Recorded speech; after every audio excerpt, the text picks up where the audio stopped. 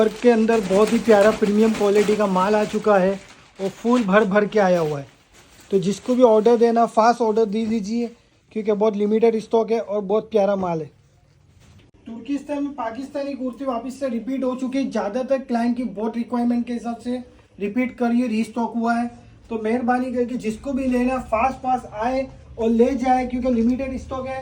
Repeat होना अब दूसरी बार मुश्किल है। काफ़ी अच्छे कलर है, फुल अस्तर के साथ है और अस्तर भी फुल साइज का दिया हुआ है। इसका दूसरा कलर भी वेरिएंट देखो, कलर एंड चार्ट एक नंबर है, कपड़े भी अच्छा है, प्योर के ऊपर है, काफ़ी प्रीमियम क्वालिटी के ऊपर क्रोशिया का काम करा हुआ है। देख सकते हैं आप इसका, देखो इस तरीके से सबके अस्तर आएंगे और इस तरीके की सबकी कुर्ती आएगी।